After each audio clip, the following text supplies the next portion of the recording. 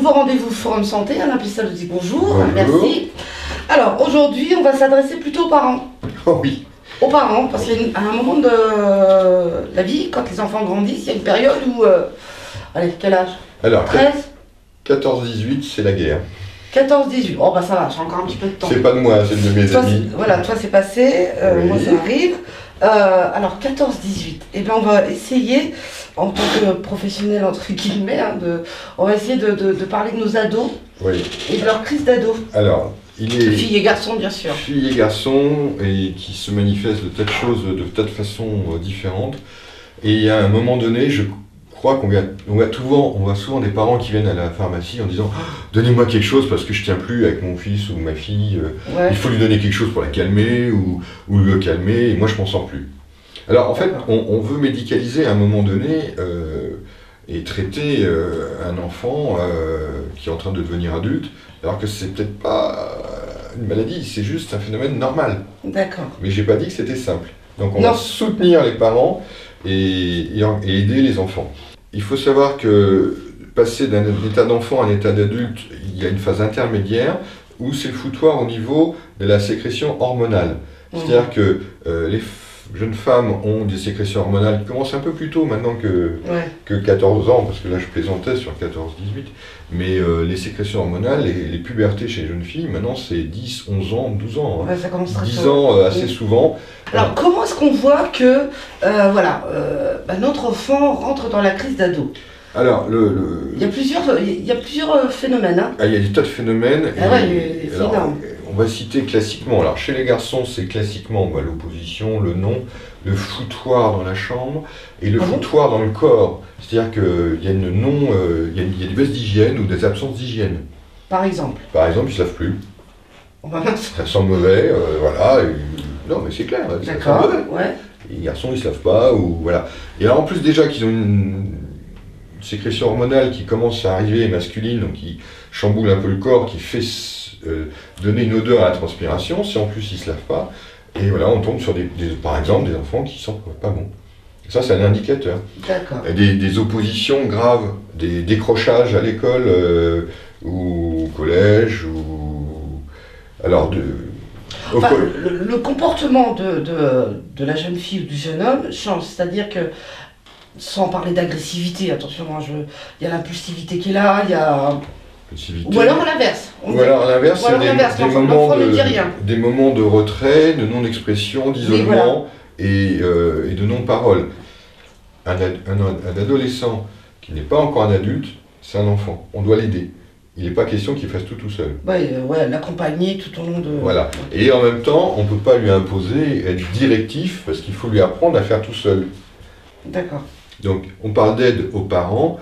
Je connais des psychologues qui font ça régulièrement, qui assistent les parents là-dessus. On a aussi je connais une dame qui est travailleuse sociale, qui fait entre autres de l'accompagnement des parents d'adolescents. Oui, c'est ça.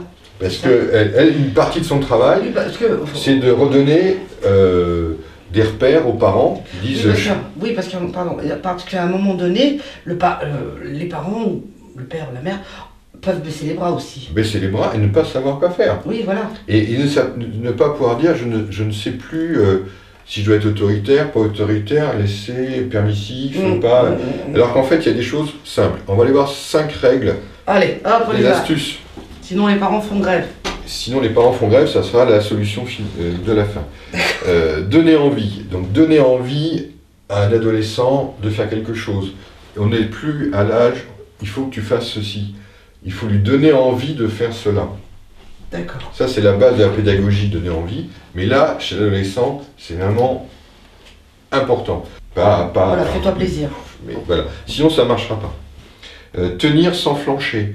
Tenir sans flancher, c'est un peu le côté de l'échafaudage. C'est-à-dire qu'on est à côté de l'enfant, on doit tenir son rôle. On est des parents, quand on dit non, c'est non, quand on dit oui, c'est oui. Et on ne fait pas un jour oui-non. Et on a une position, il faut qu'elle soit ferme et claire. Pas facile, hein? Elle est très difficile. Plus vous êtes un référent stable pour votre enfant, plus il va venir se cogner contre vous pour se construire, donc il va être en opposition, mais paradoxalement, il va apprécier ça. Si on maintient le dialogue, mais on dit pourquoi et on s'y tient.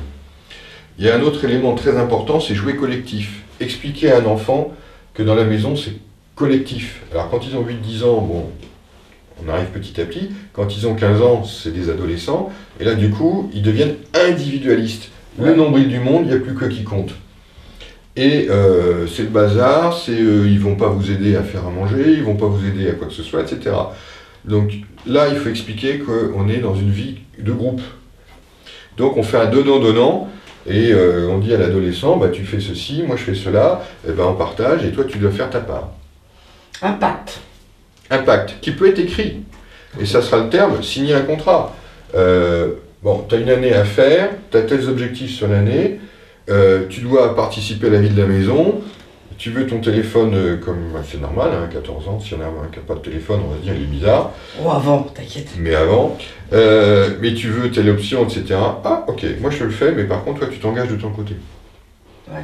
Hein, c'est pas un contrat. C'est pas tout cadeau, tout est gratuit, tout est gagné, tout est. Parce que moi je vois des adolescents qui sont les esclaves, qui mettent leurs parents en esclavage. Le punir, justement, s'ils ne respectent pas. C'est quoi la punition? Eh ben oui. S'ils ne respectent pas. Eh ben, il y a des règles dans une société. Dans une vie de famille, il y a des règles et des punitions quand les gens ne respectent pas. Et c'est la troisième et le dernier clin d'œil que je voulais vous donner, c'est faire la grève des parents. C'est-à-dire que parfois il faut oser dire, bon, tu veux rien faire, tu trouves que je fais, moi je suis un vieux schnock qui connaît rien à rien, qui est une horreur. C'est bien toi. Ouais. Voilà. Et bien à ce moment-là, tu te débrouilles. Et je ne fais plus pour toi ce que je faisais. Et là, tout d'un coup, la vie, elle va changer. Parce que je te fais plus ta lessive, je te fais plus à manger, je te fais plus ceci, je te fais plus cela. Et puis, tu as besoin d'argent, bah écoute, tu vas aller le gagner, hein. Tu vas bosser cet été, tu te débrouilles. Tu te débrouilles. Ça rigole pas, hein, chez... La vie, tout d'un coup, va être moins facile pour le jeune qui est en train d'être en opposition.